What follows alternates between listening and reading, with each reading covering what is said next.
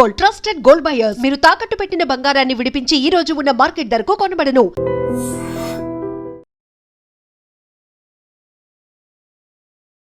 తెలంగాణ రాష్ట్రం ఏర్పడిన తర్వాత మొట్టమొదటిసారిగా ప్రతిపక్షంలో కూర్చున్న తర్వాత కేసీఆర్ విస్తృత స్థాయి సమావేశాన్ని ఏర్పాటు చేశారు. ఆల్మోస్ట్ 8 నెలల తర్వాత తెలంగాణ భవన్కి వచ్చారు. భవిష్యత్తుకు సంబంధించి దిశానిర్దేశం చేశారు. ఎట్ ద సేమ్ టైం 25 ఏళ్ల ఉత్సవాన్ని ఘనంగా జరుపుకోవాలి, ఏడాది పొడుగునా సంబరాలు ఉండాలి అని కార్యకర్తలకు, పార్టీ క్యాడర్కు ఒక దిశానిర్దేశం కూడా చేశారు. ఆ తర్వాత బీఆర్ఎస్ సోషల్ మీడియా టీంతో పాటుగా కార్యకర్తలు మాత్రం సింహం గర్జించింది, టైగర్ ఈజ్ బ్యాక్ అనేటువంటి నినాదాలు మొదలుపెట్టారు. ఓవరాల్గా కేసీఆర్ నిన్నటి మీటింగ్ని ఎలా చూడొచ్చు, భవిష్యత్తులో రాజకీయంగా ఎలాంటి మార్పులు రాబోతున్నాయి మాట్లాడుకోబోతున్నాం. మనతో పాటుగా ఉన్నారు సీనియర్ జర్నలిస్ట్ సాయి శేఖర్ గారు. హలో అండి, నమస్తే. సో మొన్న మనం మీ బుక్ విట్టి లీక్స్ గురించి మాట్లాడుకున్నాం. అందులో అతి పెద్ద టైటిల్తో కేసీఆర్ గురించి మీరు వర్ణించారు. ఒక్కసారి కేసీఆర్ మాట్లాడాడంటే ఇంకా అది నాన్ స్టాప్గా ఉంటుంది, గంటలు పడుతుంది. అండ్ ఒక్క రిపోర్టర్ ఎవరో కవర్ చేయడానికి సరిపోదు, మల్టిపుల్ జర్నలిస్టులు కావాల్సిన అవసరం ఉంది. సో నిన్న ఒక బ్యాక్ టు బ్యాక్ లాగా 1.5 hours 2 hours ఆయన మాట్లాడి ఆ తర్వాత 30-35 మందితో మాట్లాడించి సలహాలు, సూచనలు, ఈ మీటింగ్ని మీరు ఎలా అభివర్ణిస్తారు? ప్రతిపక్ష పాత్ర బ్రహ్మాండంగా పోషిస్తోంది. In a democracy opposition should be healthy. And Telangana ప్రజలు ఇచ్చిన తీర్పు ద్వారా they need a strong opposition అనేది రుజువు చేశారు. ఇక్కడ మీరు చూస్తే 2014 ఎలక్షన్స్లో యునైటెడ్ ఆంధ్రప్రదేశ్లో ఎలక్షన్స్ జరిగినా తెలంగాణ ఏర్పాటు అనే ఉద్దేశంతోనే జరిగాయి. అప్పుడు కేసీఆర్ గారికి 63 సీట్లు వచ్చినాయి. ఆయన ఆశించిన స్థాయి మెజారిటీ రాలేదు. కొంతమంది ఎమ్మెల్యేలు ఇటు నుంచి అటు డ్రిఫ్ట్ అయ్యి ఎంతో కొంత కన్సాలిడేట్ అయితే చేసుకున్నారు. బట్ ప్రజాస్వామ్యయుతంగా ఎన్నికైనటువంటి ప్రతిపక్ష ఎమ్మెల్యేలు బలంగా ఉండటం అనే కార్యక్రమం గట్టిగా కొనసాగింది. 63 సీట్లే వారికి వచ్చాయి కాబట్టి ఆయన దగ్గర ఒక 10 మందో 15 మందో 20 మందో జాయిన్ అయినా still opposition was very strong. So and ప్రభుత్వంలోకి వాళ్ళు సెటిల్ అవ్వడానికి కొంత టైం పట్టింది. కొత్త రాష్ట్రం ఎలాగా ఉంటే బాగుంటుంది అనేది ఆయన అంతకు ముందు నుంచే ప్రణాళికలు రచించుకున్న మాట వాస్తవం. ఆయన దానిలో దాన్ని ఇంప్లిమెంట్ చేసే ప్రాసెస్లో ఎంత దూరం they took a long time. వెంటనే ఏదో మొదటి 6 నెలల్లోనో సంవత్సరంలోనో సెటిల్ అయిన వ్యవహారం ఏం కాదు.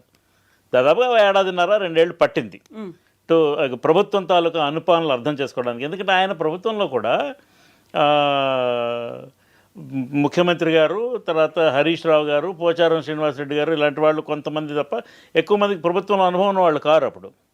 ఇప్పుడు కేటీఆర్ గారు ఫస్ట్ టైం వచ్చారు అది మంత్రిగా. బట్ దెన్ స్లోగా యాజ్ ది టైం పాస్డ్ వాళ్ళు they picked up ropes and they started doing the governance. మీకు పెద్ద పెద్ద స్కీమ్స్ ఆలోచన చేయడం, పెద్ద స్కీమ్స్ని ఇంప్లిమెంట్ చేయటం, ఇవన్నీ కూడా 2017-18 కాలంలో జరిగాయి. జరిగిన తర్వాత it's all work in progress. Over night ఏది చేసి లేరు. ఇప్పుడు ఫర్ ఎగ్జాంపుల్ రైతు బంధు ఆలోచన చేశారు. అప్పుడు 4,000 రూపాయలు పెర్ ఏకర్ పెర్ సీజన్ అట్లా ఇస్తామన్నారు. అది కొంత దూరం ముందుకు వెళ్ళింది. ఇప్పుడు దాంట్లో కూడా ఉండే ఇబ్బందులు ఉండినాయి. అందరికీ వస్తున్నదా, కొందరికే వస్తుందా, రైతు బంధు పడిందా లేదా, ఎన్నాళ్ళు పడుతుంది. రైతు బంధు పడడం అంటే వీఆర్ గివింగ్ రైతు బంధు అని అనౌన్స్ చేస్తే వెంటనే రేపు అందరికీ పడిపోదు. It's time taking process. వాళ్ళు ఏదో ఇన్ని ఏకర్స్ ఉన్న వాళ్ళకి మొదటిసారి, ఇన్ని ఏకర్స్ ఉన్న వాళ్ళకి రెండోసారి, ఇలా విడతలుగా ఇచ్చినప్పుడు మొదటిసారి అందరికీ పడిందంటే ఏమైనా ఇబ్బందులు ఉంటే, ప్రాక్టికల్ ఇబ్బందులు ఉంటే official machinery was asked to rectify those things. So ఇలాగా అట్లనే కాళేశ్వరం ప్రాజెక్ట్ ఆలోచన చేశారు. తర్వాత ఏదో కళ్యాణ లక్ష్మి, షాదీ ముబారక్, కేసీఆర్ కిట్స్, ఇలా చాలా ఆలోచన చేశారు. చేసి చాలా వాటిని ఇంప్లిమెంట్ చేశారు. చేసిన తర్వాత నెక్స్ట్ మళ్ళీ తన గవర్నెన్స్ ప్లాంక్ మీద ఆయన ఎన్నికలకు వెళ్ళారు 2018లో. ఒక 6 నెలల ఎలక్షన్ ముందుకు జరిపించుకొని వెళ్ళారు. ఎందుకంటే ఆయనకుండే రాజకీయ సమీకరణాల దృష్ట్యా, రాజకీయ ఈక్వేషన్స్ దృష్ట్యా పార్లమెంటుతో కలిసి ఎన్నికలకు వెళ్తే ఆయనకు రావాల్సిన అడ్వాంటేజ్ రాదన్న ఉద్దేశంతో మళ్ళీ కొంచెం ఎర్లీగా ఎలక్షన్ అసెంబ్లీ రద్దు చేసుకున్నారు. డిసెంబర్కి సెప్టెంబర్లో రద్దు చేసుకుని వాళ్ళు అక్టోబర్లో ఎలక్షన్కి వెళ్దాం అనుకున్నారు. But election commission delayed it by 3 more months and డిసెంబర్కి ఎన్నికలైనాయి అండ్ మళ్ళీ అధికారంలోకి వచ్చారు. సారి వచ్చినప్పుడు people have given proper mandate in favour of TRS. ఆయనకి అధికారం కట్టబెట్టారు. 88 సీట్లు వచ్చాయి. 88 సీట్లు వచ్చినప్పుడు అక్కడికి దాన్ని ఆపి తన పరిపాలన తను ఏమేమి ప్రాజెక్ట్స్ పీపుల్కి ప్రామిస్ చేశారో, ఏమేమి స్కీమ్స్ ప్రామిస్ చేశారో వాటన్నింటినీ ఆయన ఇంప్లిమెంట్ చేసే కార్యక్రమం ఎలాగో చేస్తున్నారు కాబట్టి he did not have to go for shopping off some more MLAs. కానీ ఆయన ఏం చేశారు, 14 మంది ఎమ్మెల్యేలని వేరే పార్టీల నుంచి చేర్చుకున్నారు. వాళ్ళంతటి వాళ్ళు వచ్చారు. చేర్చుకుంటే కదా వచ్చేది ఎవరన్నా. రావాలని చాలామందికి ఉండొచ్చు, చేర్చుకోవాలి కూడా కదా. సో చేర్చుకోవటం వల్ల కాంగ్రెస్ ప్రధాన ప్రతిపక్ష హోదా కూడా కోల్పోయింది. కాంగ్రెస్ ఫ్లోర్ లీడర్ భట్టి విక్రమార్క గారికి ప్రధాన ప్రతిపక్ష నాయకుడు హోదా రాలేదు. ఇది పరిస్థితి. సో 88 102 అయింది. 5 సంవత్సరాలు గవర్నెన్స్ చేశారు. 5 సంవత్సరాలు గవర్నెన్స్ చేసిన దాంట్లో పీపుల్ స్టార్టెడ్ అబ్జర్వింగ్ ఎలాగా పరిపాలిస్తున్నారు, వాళ్ళకి కావాల్సిన స్కీమ్స్ వస్తున్నాయా లేదా, పరిపాలనలో ఏమేమి సౌలభ్యాలు ఉన్నాయి, ఏమేమి అడ్వాంటేజెస్ ఉన్నాయి కేసీఆర్ ఉండటం వల్ల, ఏమేమి డిసడ్వాంటేజెస్ వస్తున్నాయనే ఒక ఆలోచన ఒకటైతే మొదలైంది.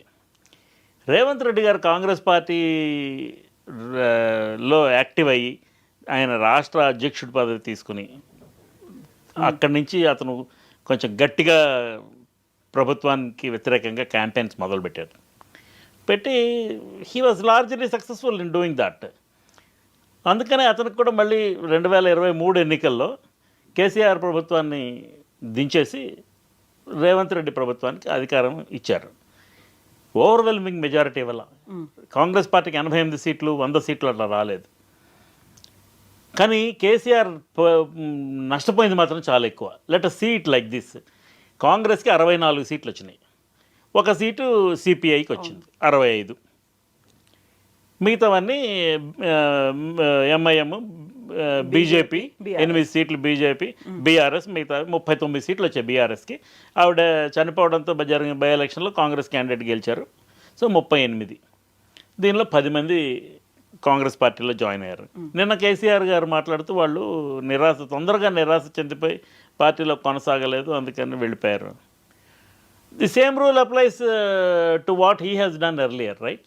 ఇంతకు ముందు ఆయన ప్రభుత్వం ఉన్నప్పుడు నిరాశ చెందిన వాళ్ళు కొంతమంది బీఆర్ఎస్లో జాయిన్ అయిపోయారు, టీఆర్ఎస్లో జాయిన్ అయిపోయారు, కాంగ్రెస్ పార్టీలో ఎన్నికైనటువంటి శాసనసభ్యులు. సో వాళ్ళలో కొంతమందికి మంత్రి పదవులు కూడా వచ్చినాయి. ఇప్పుడు కాంగ్రెస్లో జాయిన్ అయిన వాళ్ళకి ఎవరికి మంత్రి పదవులు ఇవ్వలేదు.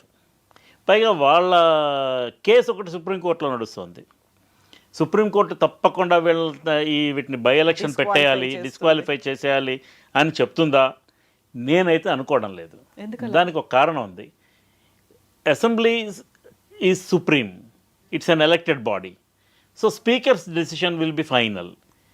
స్పీకర్ని తొందరగా నిర్ణయం తీసుకోండి, లేకపోతే ఒక నెలలో నిర్ణయం తీసుకోండి అని ఏదైనా సూచన ఇవ్వవచ్చు సుప్రీంకోర్టు.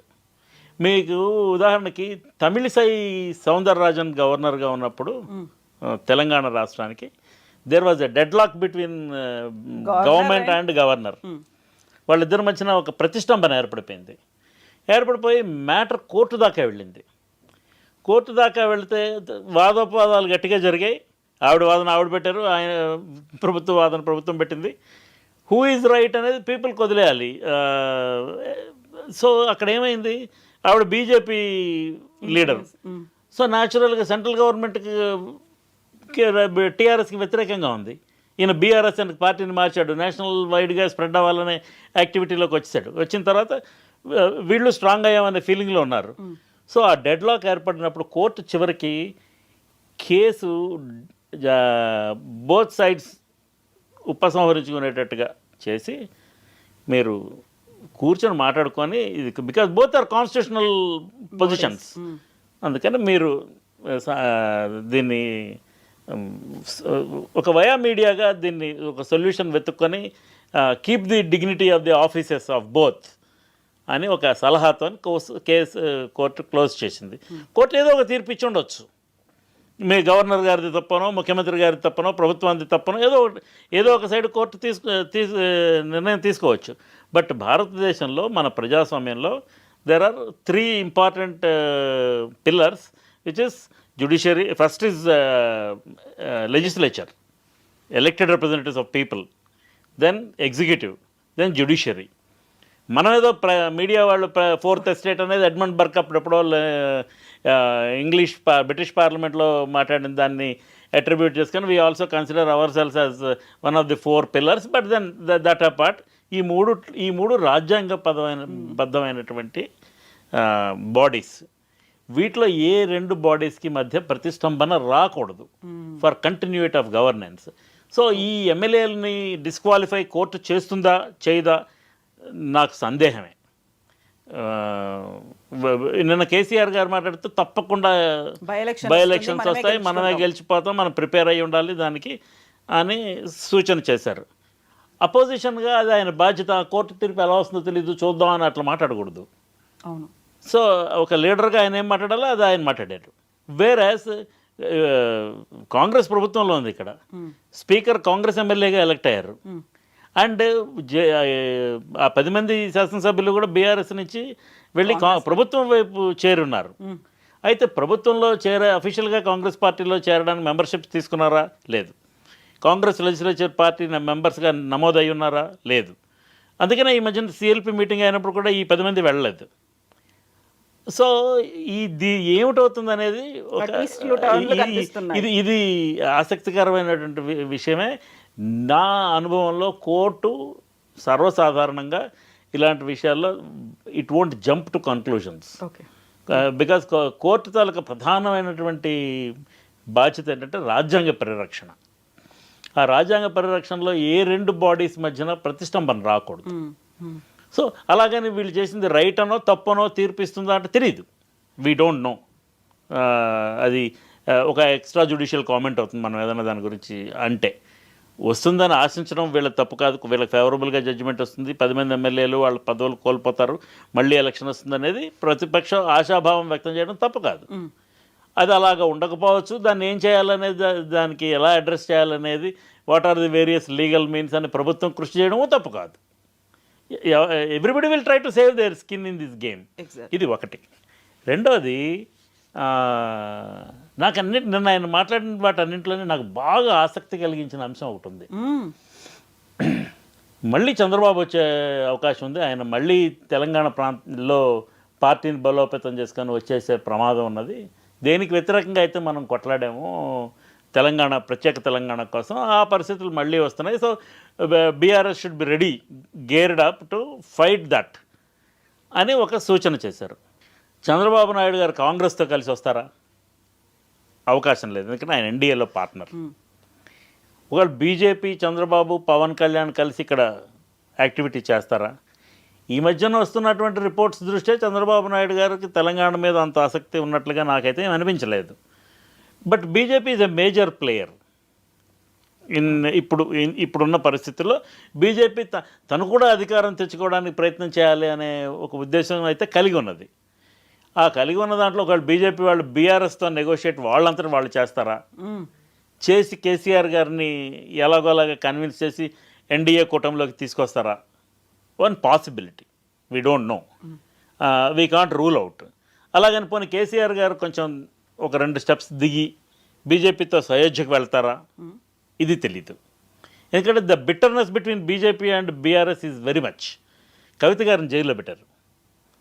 ఆ కారణంగా అయినా బీజేపీ బీఆర్ఎస్ సన్నిహితం అవుతాయా అనేది ఒక సందేహమైనటువంటి అంశమే.